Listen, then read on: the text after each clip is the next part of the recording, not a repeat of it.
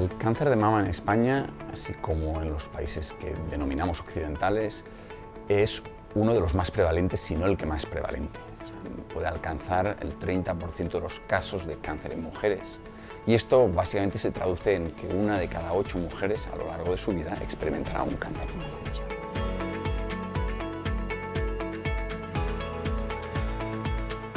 Digamos que en el cáncer de mama la supervivencia ha hecho un cambio muy sustancial en los últimos 30 años. Hace 30, 40 años la supervivencia apenas alcanzaba el 40% de las pacientes y hoy estamos en el 85%. Sin embargo, desgraciadamente, todavía tenemos este 15% de pacientes que se nos muere.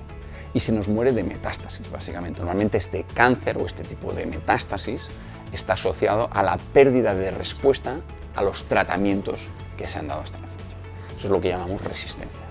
La combinación de esa resistencia y ese crecimiento descontrolado en un órgano normalmente mucho más vital que el órgano donde se origina el tumor es lo que hace que las metástasis en muchos casos no tengan curación o que sean difíciles de atacar y que eventualmente puedan causar la muerte de estos pacientes.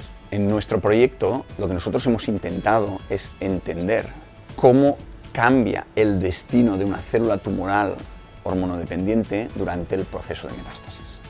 Nosotros sabemos que esta célula inicialmente tenía una función dentro del organismo, en este caso en la glándula mamaria, en la producción de leche. Esta función se descontrola, se pierde y entonces esta célula sufre un proceso que le llamamos nosotros de desdiferenciación. Es decir, pierde sus atributos iniciales y adquiere unos atributos, digamos, de capacidad de hacer muchas más cosas de lo que la célula inicialmente podía.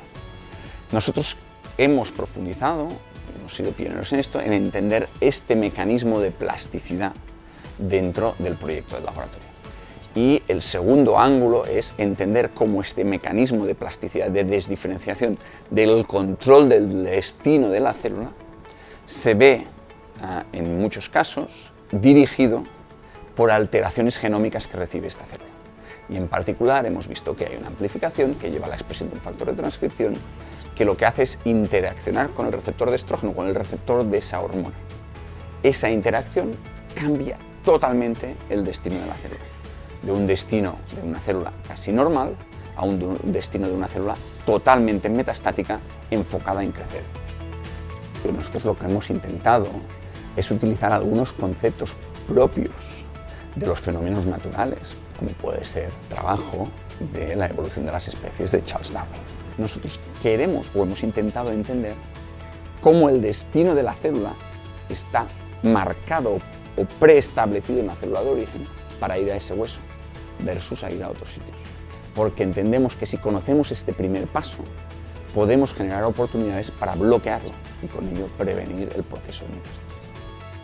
Como investigadores, también los sanitarios, está en nuestras manos poder profundizar más en el conocimiento de la enfermedad para facilitar nuevas oportunidades de tratamiento.